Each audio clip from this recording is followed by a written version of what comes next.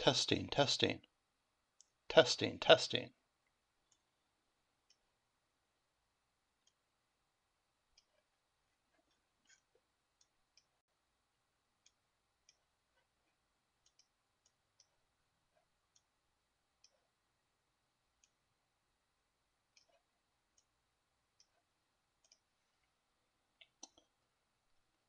Hello again. Welcome back.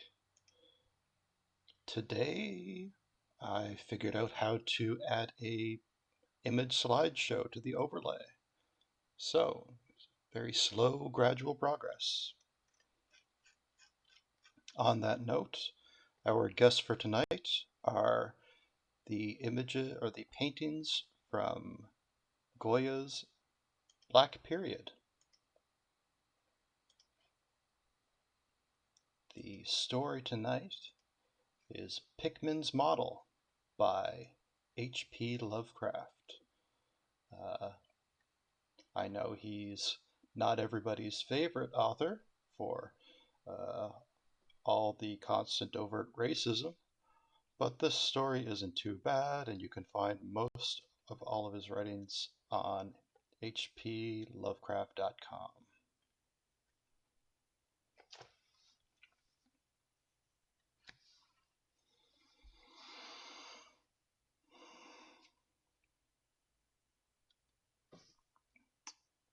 You needn't think I'm crazy, Elliot. Plenty of others have crueler prejudice than this. Why don't you laugh at Oliver's godfather, who won't ride in a motor? If I don't like that damn subway, it's my own business. And we got here more quickly anyhow in the taxi. We'd have had to walk up the hill from Park Street if we'd taken the car. I know I'm more nervous than I was when you saw me last year, but you don't need to hold a clinic over it. There's plenty of reason, God knows, and I fancy I'm lucky to be sane at all. Why the third degree? You didn't used to be so inquisitive. Well, if you must hear it, I don't know why you shouldn't. Maybe you ought to. Anyhow, for you kept writing me like a grieved parent when you heard I'd begun to cut the art club and keep away from Pickman. Now that he's disappeared, I go around to the club once in a while, but my nerves just aren't what they used to be. No, I don't know what became of Pickman, and I don't like to guess. You might have surmised I had some inside information when I dropped him, and that's why I don't want to think about where he's gone. Let the police find what they can. It won't be much, judging from the fact that they don't know yet at the old North End place he hired under the name of Peters. I'm not sure that I could find it again myself, not that I ever try, even in broad daylight.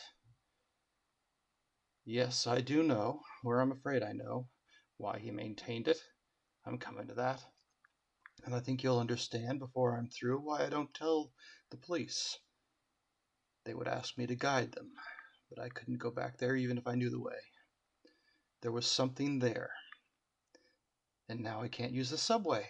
Or, and you may as well have your laugh at this too, go down into cellars anymore. I should think that you'd have known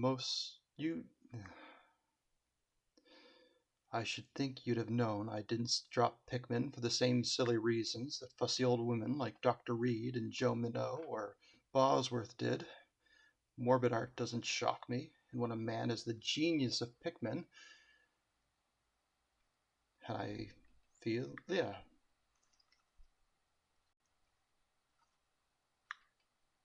And when a man has the genius Pickman had, I feel it an honor to know him, no matter what direction his work takes. Boston never had a greater painter than Richard Upton Pickman.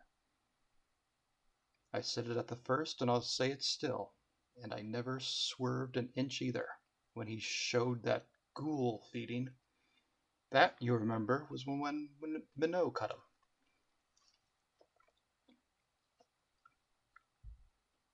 You know, it takes profound art and profound insight into nature to turn out the stuff like Pickman's.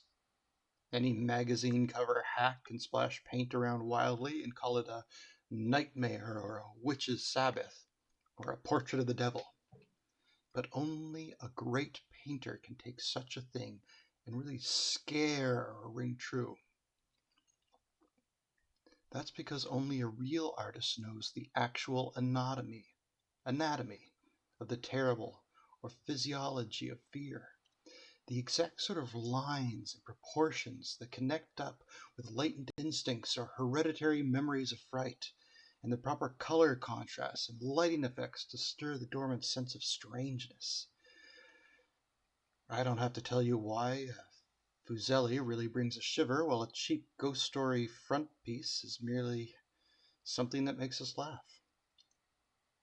There's something those fellows catch beyond life that they're able to make us catch for a second. Dwa had it, Syme has it, and Narola of Chicago has it, and Pickman had it as no man ever had it before, or, I hope to heaven, never will again. Don't ask me what it is they see. You know, in ordinary art, there's all the difference in the world between the vital, breathing things drawn from nature or models and the artificial truck that is commercial small fry reel in a bare studio by rule. Well, I should say that the real weird artist has a kind of vision which makes models or summons up what amounts to actual scenes from the spectral world he lives in. Anyhow, he manages to turn out results that differ from the pretender's mince pie dreams in just about the same way that the real-life painter's results differ from the concoctions of correspondence school cartoonists.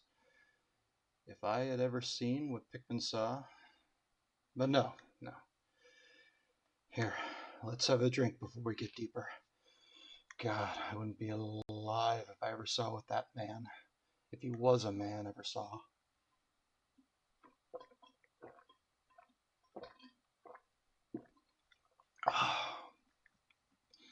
You recall that Pickman's forte was faces. I don't believe anybody since Goya could put so much of sheer hell into a set of features or a twist of expression. And before Goya, you'd have to go back to the medieval chaps who did the gargoyles and the chimeras on Notre Dame and Mount St. Michael. They believed all sorts of things, and maybe they saw all sorts of things too, for the Middle Ages had some curious phases. I remember you asking Pickman yourself once, the year before you went away, wherever in thunder he got such ideas and visions. Wasn't that a nasty laugh he gave you? It was partly because of that laugh that Reed dropped him. Reed, you know, had just taken up comparative pathology and was full of pompous inside stuff about the biological or evolutionary significance of this or the mental or physical symptom. He said Pickman repelled him more and more every day and almost frightened him toward the last, that the fellow's features and expression were slowly developing in a way he didn't like, in a way that wasn't human. He had a lot of talk about diet, and said Pickman must be abnormal and eccentric to the last degree. I suppose you told Reed, if you and he had any correspondence over it, that he'd let Pickman's paintings get on his nerves or harrow up his imagination. I know I told him that myself then. But keep in mind, I didn't drop Pickman for anything like this. On the contrary, my admiration for him kept growing, for that ghoul feeding was a tremendous achievement. As you know, the club wouldn't exhibit it, and the Museum of Fine Arts wouldn't accept it as a gift. And I can add that nobody would buy it, so Pickman had it right in his house till he went. Now his father has it in Salem. You know, Pickman comes from old Salem stock, and had a witch ancestor hanged in 1692. I got into the habit of calling on Pickman quite often, especially after I began making notes for a monograph on weird art. Probably it was his work which put the idea in my head, and anyhow I found him in a mine of data and suggestions when I came to develop it. He shewed me all the paintings and drawings he had about, including some pen and ink sketches that would, I verily believe, have got him kicked out of the club if many of the members had seen them. Before long, I was pretty nearly a devotee, and I would listen for hours like a schoolboy to art theories and philosophic speculations, wild enough to qualify him for the Danvers Asylum. My hero worship, coupled with the fact that people were generally generally were commencing to have less and less to do with him, made him get very confidential with me. And one evening he hinted that if I were fairly close-mouthed and none too squeamish, he might show me something rather unusual, something a bit stronger than anything he had in his house. You know, he said, there are things that won't do for Newbury Street. Things that are out of place here, and you can't be conceived here anyhow. It's my business to catch the overtones of the soul, and you won't find those in a pair of a new set of artificial sheets on made land. Back Bay isn't Boston. It isn't anything yet because it's had no time to pick up memories and attract local spirits. If there are any ghosts here, they're the tame ghosts of a salt marsh in a shallow cove. And I want human ghosts, the ghosts of beings highly organized enough to have looked on hell and known the meaning of what they saw. His words stick in my head. He went on. The place for an artist is to live in the North End. If any aesthete was sincere, he'd put up with the slums for the sake of mass traditions. God, man, don't you realize that the places like that weren't merely made, but actually grew? Generation after generation lived and felt and died there, and in days when people weren't afraid to live and feel and die. Don't you know there was a mill on Copp's Hill in 1632, and that half the present streets were laid out by 1650?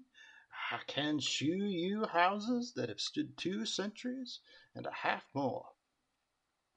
Houses that have witnessed what would make a modern house crumble into powder. What do moderns know of life and the forces behind it? You call the Salem witchcraft a delusion, but I'll wager my 4 times great-grandmother could have told you things. They hanged her on Gallows Hill with Cotton Mather, looking sanctimoniously on. Mather, damn him, was afraid somebody might succeed in kicking free of his accursed cage of monotony. I wish someone had laid a spell on him or sucked his blood in the night.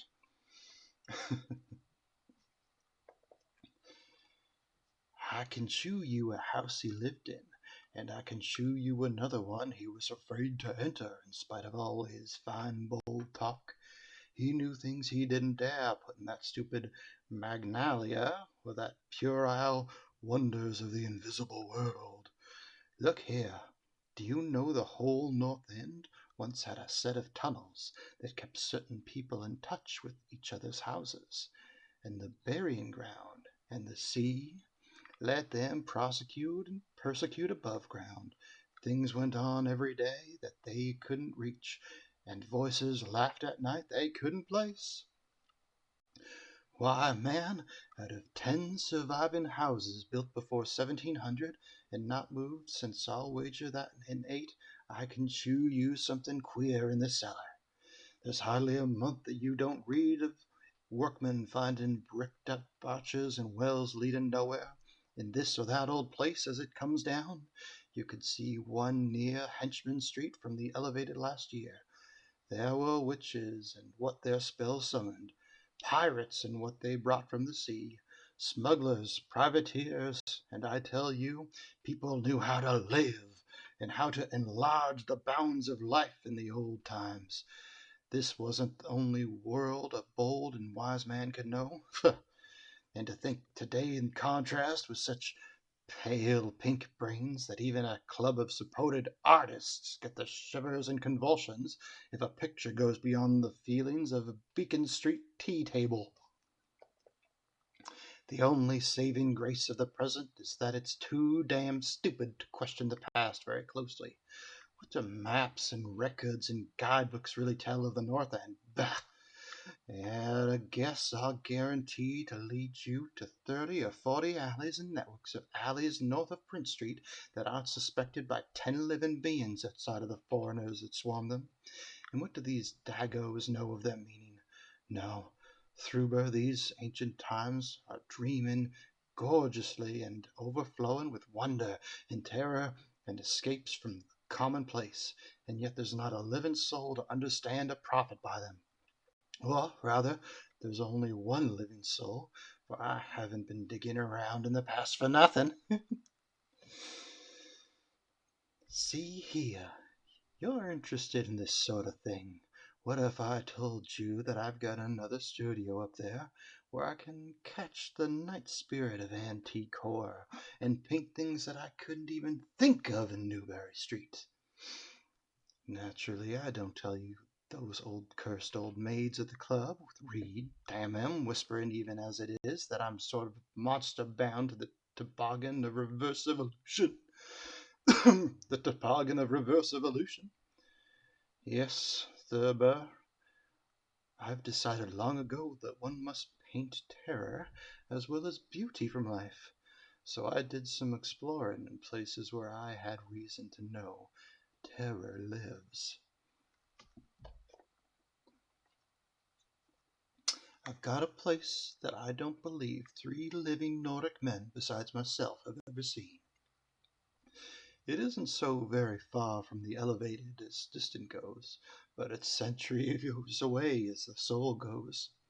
I took it because of the queer old brick well in the cellar, one of the sort I told you about. The shack's almost tumbling down, so that nobody else would live there, and I'd hate to tell you how little I pay for it. The windows are boarded up, but I like that all the better, since I don't want daylight for what I do.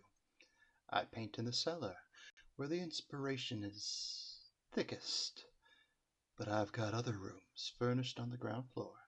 A Sicilian owns it, and I've hired it under the name of Peters.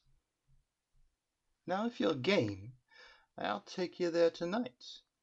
I think you'd enjoy the pictures, for as I've said, I've let myself go a bit there. It's no vast tour. I sometimes do it on foot, for I don't want to attend attention with a taxi in such a place. We can take a shuttle at the South Station for Battery Street, and after that, the walk isn't much.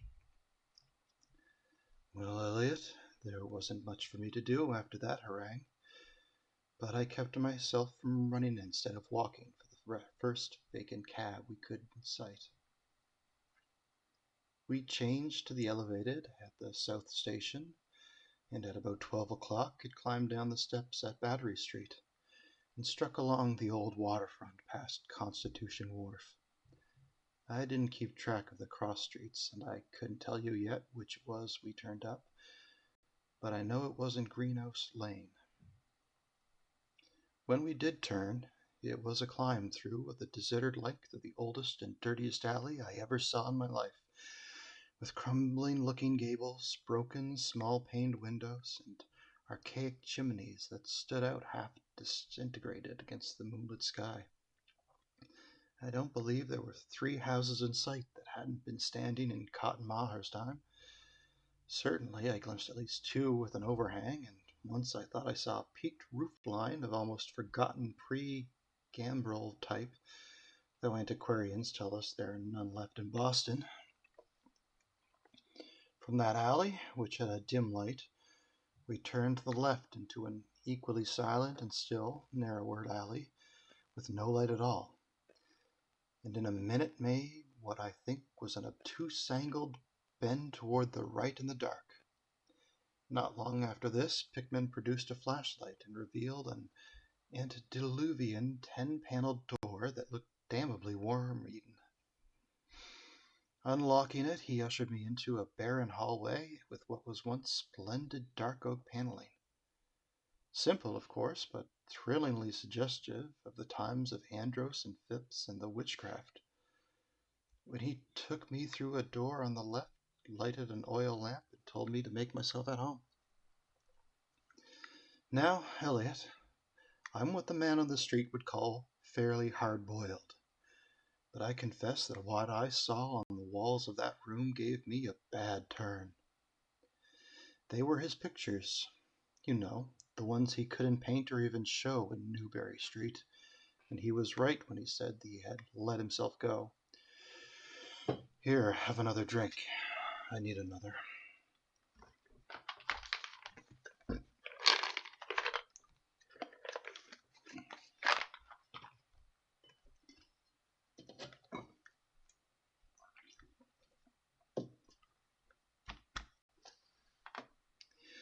There's no use in my trying to tell you what they were like, because the awful, the blasphemous horror, the unbelievable loathsomeness and moral foiter came from simple touches quite beyond the power of words to classify. There was none of the exotic technique you see in Sydney's scene, none of the trans-Saturnism landscapes and lunar fungi that Clark Ashton Smith uses to freeze the blood.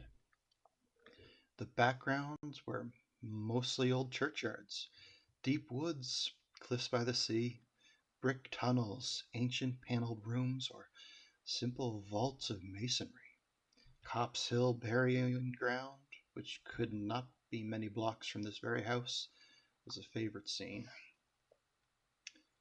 The madness and monstrosity lay in the figures in the foreground, for Pickman's morbid art was preeminently one of demonic portraiture. These figures were seldom completely human, but often approached humanity in varying degree. Most of the bodies, while roughly bipedal, had a forward slumping and a vaguely canine cast. The texture of the majority was a kind of unpleasant rubberiness. I can see them now.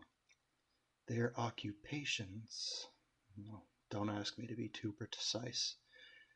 They were usually feeding, and I won't say on what.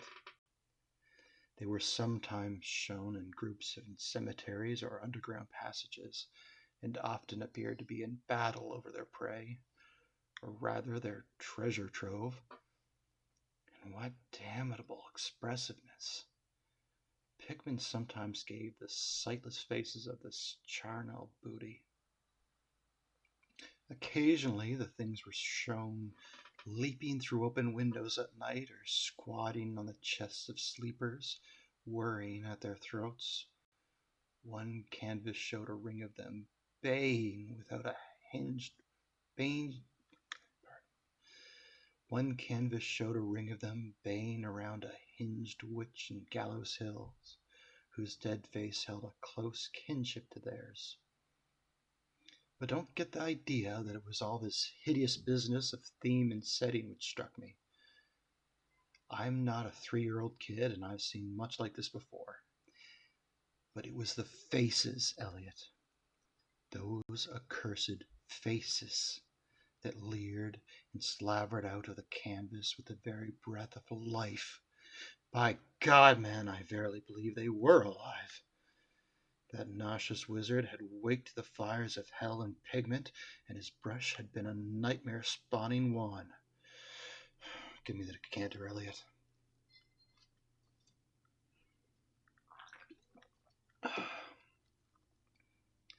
There was one thing called the lesson, heaven pity me, that I ever sought. Listen, can you fancy a squatting circle of nameless dog-like things in a churchyard teaching a small child how to feed like themselves? The price of a changeling, I suppose. You know the old myth about how the weird people leave their spawn in cradles in exchange for the human babes they steal. Pickman was showing what happens to those stolen babes, how they grow up, and then I began to see a hideous relationship in the faces of the human and non-human figures. He was, in all his gradations of morbidity between the frantic non-human and the degradedly human, establishing a sardonic linkage in evolution. The dog things were developed from mortals. and no sooner had I wondered what he made of their own young, as left with mankind in the form of changelings, than my eye caught a picture embodying that very thought.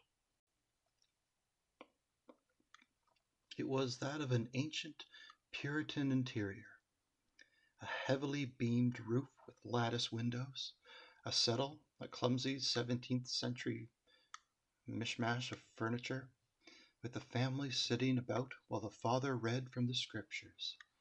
Every face but one showed nobility and reverence, but that one reflected the mockery of the pit.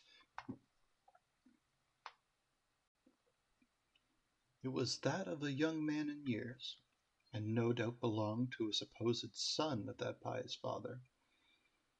But in essence it was the kin of the unclean things. It was their changeling. And in a spirit of supreme irony, Pickman had given the features a very perceptible resemblance to his own. By this time, Pickman had lighted a lamp in an adjoining room and was politely holding open the door for me, asking me if I would care to see his modern studies. I hadn't been able to give him much of my opinions. I was too speechless with fright and loathing, but I think he fully understood and felt highly complimented. And now I want to assure you again, Elliot, that I am no mollycoddle to scream at anything which shows a bit of departure from the usual.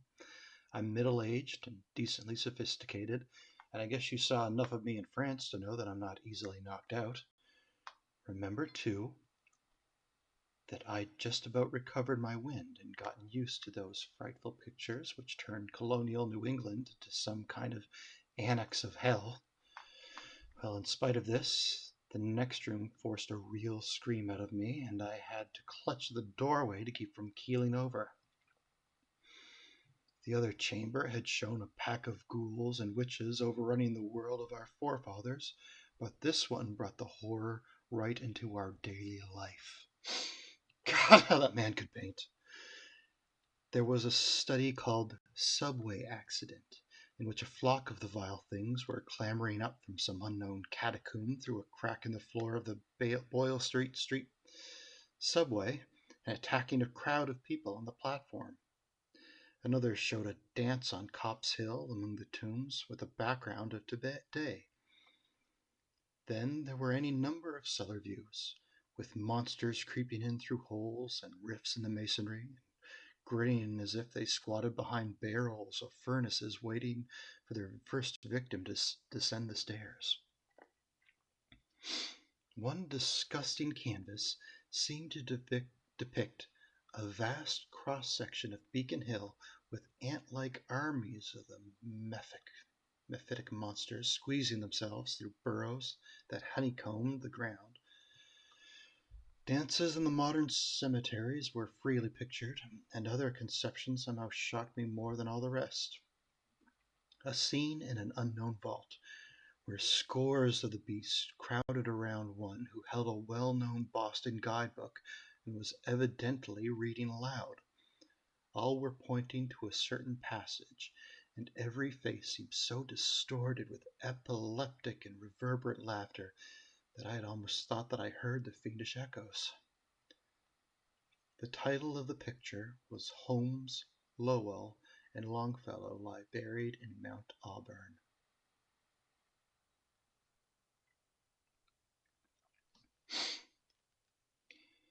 As I gradually steadied myself and I got readjusted to this second room of devilry and morbidity, I began to analyze some of the points in my sickening loathing.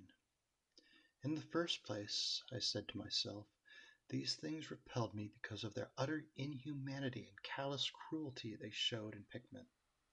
The fellow must be a relentless enemy of all mankind to take such glee in the torture of brain and flesh and the degradation of the mortal tenement. In the second place, they terrified because of their very greatness. Their art was the art that convinced. When we saw the pictures, we saw the demons themselves and were afraid of them. And the queer part was that Pickman got none of his power from the use of selectiveness or bizarrerie. Nothing was blurred, distorted, or conventionalized. Outlines were sharp and lifelike, and the details were almost painfully defined. And the faces. It was not any mere artist's interpretation that we saw. It was pandemonium itself, crystal clear in stark objectivity. That was it, by heaven. The man was not a fantasist or a romanticist at all. He did not even try to give us the churning, prismatic euphemia of dreams, but coldly and sardonically reflected some stable, mechanistic, well-established horror world which he saw fully, brilliantly, squarely, and unfalteringly. God knows what the world can have been, or where he ever glimpsed the blasphemous shapes that loped and trotted and crawled through it. But whatever the baffling source of his images, one thing was plain. Pickman was in every sense, in conception and execution, a thorough, painstaking, and almost scientific realist. My host was now leading the way down the cellar to his actual studio, and I braced myself for some hellish effects among the unfinished canvases. As we reached the bottom of the damp stairs, he turned his flashlight to a corner of the large open space at hand, revealing the circular brick curb of what was evidently a great well in the earthen floor. We walked near, and I saw that it must be 5 feet across, with walls a good foot thick and some 6 inches above ground level. Solid work of the 17th century, or I was much mistaken. That, Pickman said, was the kind of thing he had been talking about. An aperture of the network of tunnels that used to undermine the hill. I noticed idly that it didn't seem to be bricked up, and that a heavy disk of wood formed the apparent cover. Thinking of the things this well might have been connected with, if Pickman's wild hints had not been mere rhetoric, I shivered slightly, then turned to follow him up a step and through a narrow door to a room of fair size, provided with a wooden floor and furnished as a studio. An acetylene glass outfit gave the light necessary for work. The unfinished pictures on easels or propped against the walls were as ghastly as the finished ones upstairs, and showed the painstaking methods of the artist. Scenes were blocked out with extreme care, and penciled guidelines hold of a minute exactitude which Pickman used in getting the right perspective and proportions. The man was great. I say it even now, knowing as much as I do. A large camera on a table excited my notice, and Pickman told me that he used it in taking scenes for backgrounds, so that he might paint them from photographs in the studio instead of carting his outfit around the town for this or that view. He thought a photograph quite as good as an actual scene or model for sustained work, and declared he employed them regularly. There was something very disturbing about the nauseous sketches and half-finished monstrosities that littered around the room from every side, and when Pickman suddenly unveiled a huge canvas on the side way from the light, I could not for the life keep back a loud scream.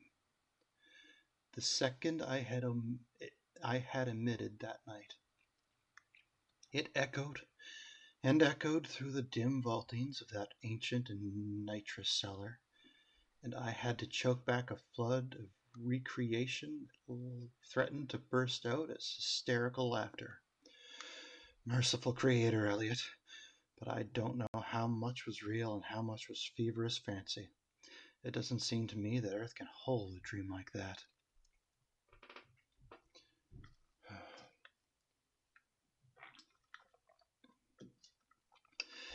It was a colossal and nameless blasphemy with glaring red eyes, and it held in bony claws a thing that had been a man, gnawing at the head as a child nibbles at the stick of candy. Its position was a kind of crouch, and as one looked, one felt that at any moment it might drop its present prey and seek a juicier morsel. But damn it all, it wasn't even the fiendish subject that made such an immortal fountainhead of all panic, not that, nor the dog face with its pointed ears, bloodshot eyes, flat nose, drooling lips. It wasn't the scaly claws, nor the mold-caked body, nor the half-hooved feet. None of these, though any one of them might well have driven an excitable man into madness. It was the technique, Eliot. The cursed, the impious, the unnatural technique. As I am a living being, I never elsewhere saw the actual breath of life so fused into a canvas. The monster was there. It glared and gnawed and gnawed and glared, and I knew that only a suspension of nature's laws could ever let a man paint a thing like that without a model, without some glimpse of the nether world which no mortal unsouled to the fiend has ever had. Pinned with a thumbtack to a vacant part of the canvas was a piece of paper, now badly curled up. Probably, I thought, a photograph from which Pickman meant to paint a background. As hideous as the nightmare was so enhance. It was hideous as to the nightmare it was to enhance. I reached out to uncurl and look at it, when suddenly I saw Pickman start as if a shot. He had been listening with peculiar intensity ever since my shocked scream had wakened unaccustomed echoes in the dark cellar, and now he seemed struck with fright, which, though not comparable to my own, had in it more of the physical than the spiritual. He drew a revolver and motioned me to silence, then stepped out into the main cellar, closed the door behind him. I think I was paralyzed for an instant. Imitating Pickman's listening, I fancied I heard, scurrying around somewhere, a series of squeals or bleats in a direction I couldn't determine. I thought of huge rats and shuddered. Then there came a subdued sort of clatter which somehow set me all in gooseflesh. A furtive, groping kind of clatter, though I can't attempt to convey what I mean in words. It was like heavy wood falling on stone or brick, wood on brick. What did that make me think of? It came again, and louder. There was a vibration as if the wood had fallen further than had been fallen before, and what followed, a sharp grating noise, a shouted gibberish from Pickman, and the deafening discharge of all 6 chambers of a revolver, fired spectacularly as a lion tamer might fire in the air for effect. A muffled squeal or squawk and a thud. Then more wood and brick grating, the pause, the opening of the door, at which I'll confess I startled violently. Pickman appeared with his smoking weapon, cursing the bloated rats that infested the ancient well. "The deuce knows what they eat, Thurber," he grinned, "for those archaic tunnels touch graveyard and witch den and sea coast. But whatever it is, they must have run short, for they were devilish anxious to get out. Your yelling stirred them up, I fancy. Better be cautious in these old places. Our rodent friends are the one drawback, though I sometimes think they're a positive asset by way of atmosphere and color." Well, Elliot, that was the end of the night's adventure. Pickman had promised to show me the place, and heaven knows he had done it.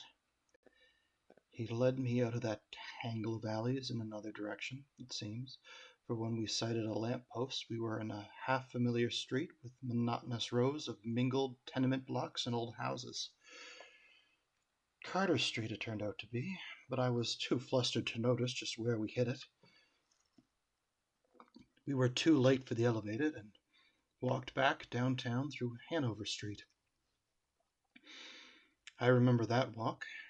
We switched from Tremont up Beacon, and Pickman left me at the corner of Joy, where I turned off. I never spoke to him again. Why did I drop him? Don't be impatient. Wait till I ring for coffee. We've had enough of the other stuff, but I, for one, need something. No, it wasn't the paintings I saw in that place, though I'll swear they were enough to get him ostracized in 9/10 of the homes and clubs of Boston. And I guess you won't wonder why I have to steer clear of subways and cellars. It was something I found in my coat the next morning. You know, the curled up paper tacked to that frightful canvas in the cellar. The thing I thought was a photograph of some scene he meant to use as a background for that monster. That last scare had come while I was reaching to uncurl it, and it seems I had vacantly crumbled it into my pocket. And here's the coffee. Take it black, Elliot, if you're wise. Yes, that paper was the reason I dropped Elliot. That paper, Elliot, was the reason I dropped Pickman. Richard Upton Pickman, the greatest artist I have ever known, and the foulest being that ever leapt the bounds of life into the pits of myth and madness. Elliot, old Reed was right. He wasn't strictly human. Either he was born in strange shadow, or he'd found a way to unlock the forbidden gate. It's all the same now, for he's gone, back into that fabulous darkness he loved to haunt. Here, let's have the chandelier going. Don't ask me to explain or even conjecture about what I burned. Don't ask me, either, what I lay behind that mole-like scrambling Pickman was so keen to pass off as rats. There are secrets, you know, which might have come down from old Salem times, and Cotton Mather tells even stranger things. You know how damned lifelike Pickman's paintings were? How we all wondered where he got those faces. Well, that paper wasn't a photograph of any background after all. What it showed was simply the monstrous being he was painting on that awful canvas. It was the model he was using, and its background was merely the wall of the cellar studio in minute detail. By God, Elliot, it was a photograph from life.